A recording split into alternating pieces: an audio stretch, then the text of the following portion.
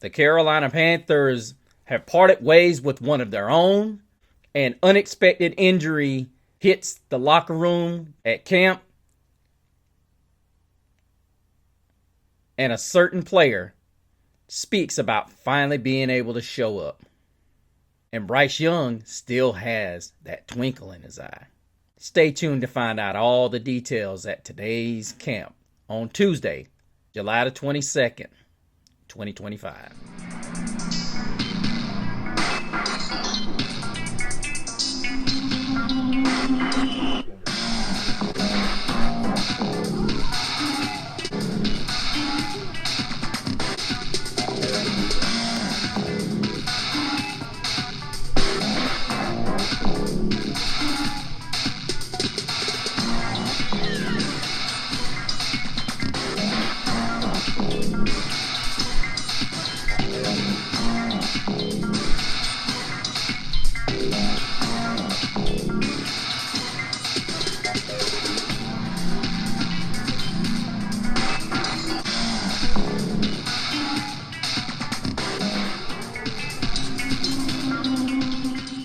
Welcome back, Growlers. Thank you all so much for joining us yet again on another edition of Growlin' and Prowlin'. Of course, you're growling with the one and only Mr. CeeLo, and I just want to take the time to thank you guys so much. I know I've only been communicating with you guys through Reels as of late, but I've been so swamped, and as well as being a family man, you guys know all about that. You don't want to hear that. But guys, I want you guys to take care. It is summertime and it's very hot down here in the South. But I'm just getting over the stomach bug. So if any of you access to people on a regular basis, please make sure you wash your hands and keep yourself clean and whatnot. Because I tell you, this stomach bug is nothing to play with. And just want to give a big growl out to my wife for babysitting me these past couple of days. She's really been a trooper. Really a great one. Thank you, baby. Love you. Want to give a big growl out to my new subs. Christian, big growl out to you. Welcome to the family. Stephen White. Stephen, welcome to the family. Willie, welcome to the family. All great for you guys. All great. Now listen. I need you guys to go back through. If you guys are watching the show and you are subscribed, I have not done a great job keeping up with you guys. I need you to go back through and comment in the show. If you watch the show and you are subscribed, put your name down in the comments. I repeat, put your name down in the comments. The shirt will be completed soon. You will see me wear it before I give it away. Hopefully I can have that done before the season starts. A certain person is working on the final touches of the design, and it will be ready soon. I've got the design ready, and it needs to be touched up, but it will be ready soon. Tell you what, if I can get 100 likes on this show, I'll give you guys a preview of the design on the next show. How about that? All right, let's get into it. First, we've got some breaking news coming out of camp today actually out of the business side of things, as the Carolina Panthers have chosen to part ways with starting linebacker Josey Jewell. Now, if you guys paid attention to my reels, I put a reel out on this early so you guys could catch the show. But Josey Jewell has officially been released, and this is significant because, as many of you guys know, I never said that we needed to keep, the release of Shaq Thompson last season. I said we needed to hang on to him for this, one of the very reasons that this brings up, because as good as Josey Jewell has been, I had no clue that he was still in concussion protocol and he was still suffering from the same concussion since week 15. He hasn't out of concussion protocol since it happened week 15, you guys. He's still in there.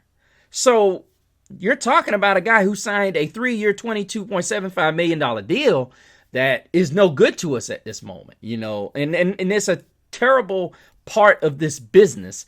But what's really tough is that we released Shaq Thompson saying that we wanted to go in a different direction when this is his wheelhouse. This is what he does. And I know what people are going to say. Well, he's battled injuries the last 3 years. Well, yeah, but in a sense, this kind of softens the blow of depth.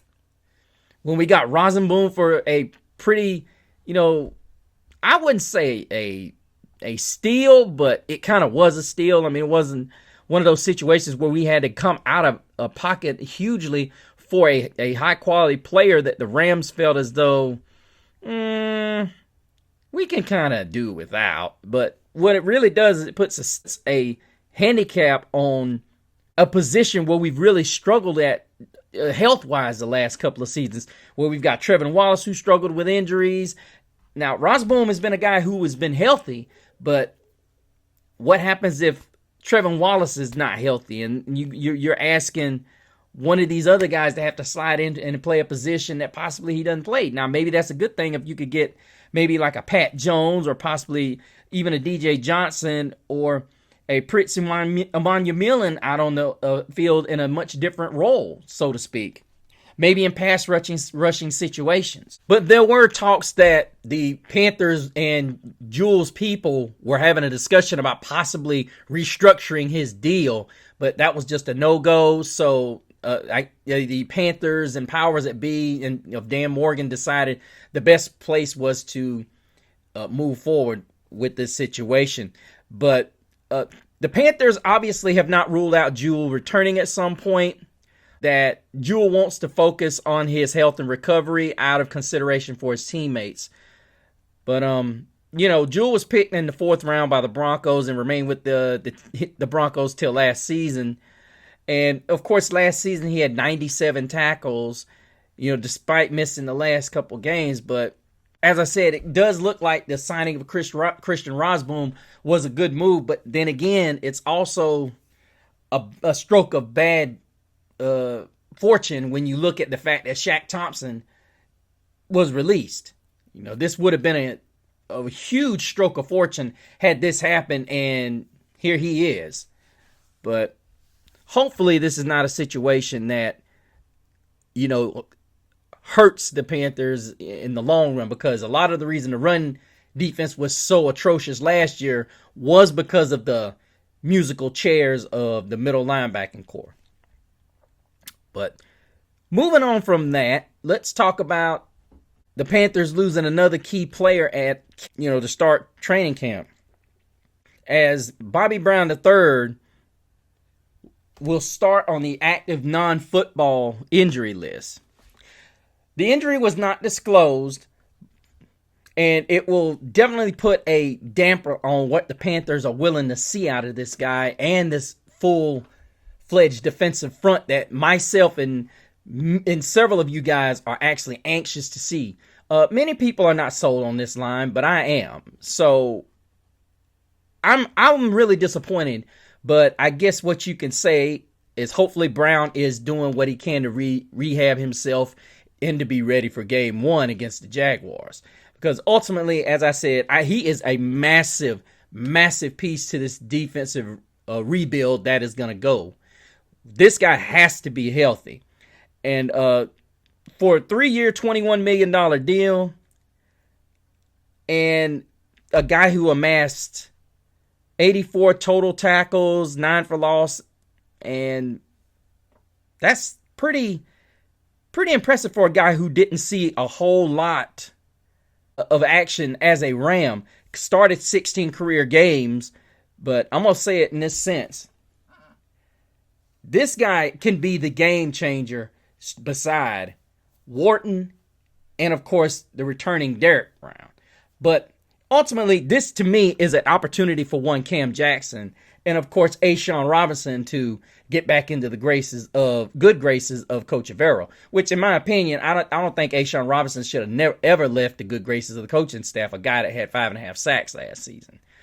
But you'd be surprised with a lot of the individuals that are around our game they talk about. But then let's also move on and look towards a gentleman who just signed his rookie tender, whom I'm very excited about watching.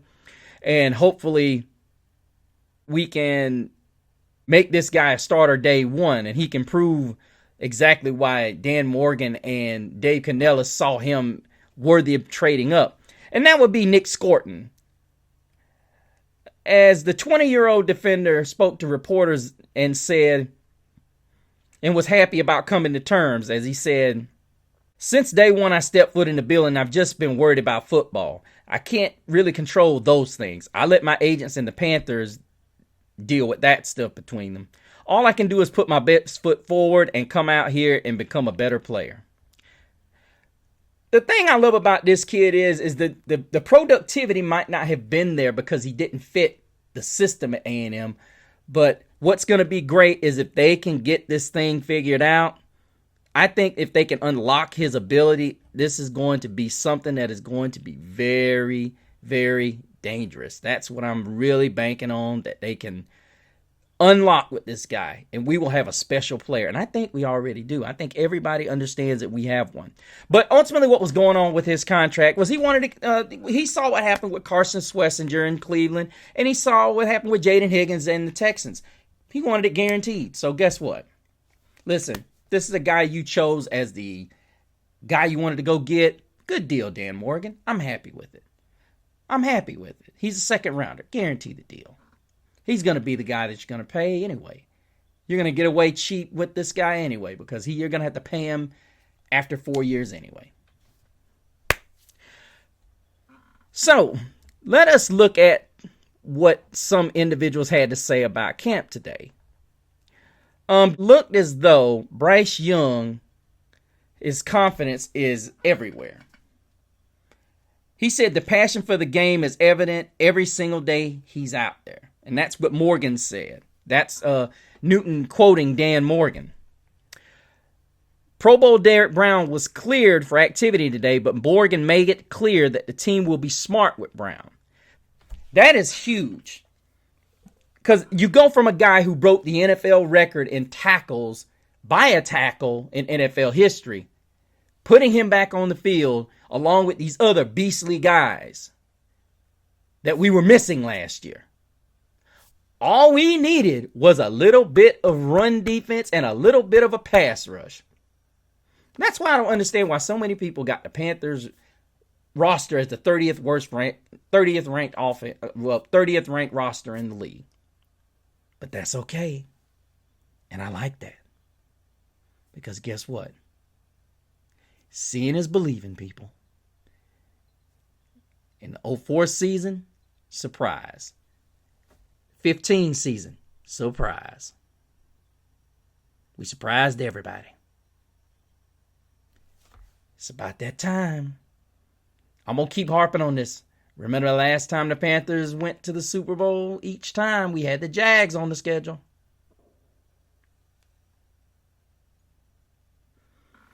Could be that time, y'all. I know a lot of people going to say don't jinx it, but hey, gotta let y'all know I'm a believer. Sounds like Tommy Tremble is recovering from back surgery in May and beginning camp on the PUP will be ready for the opener.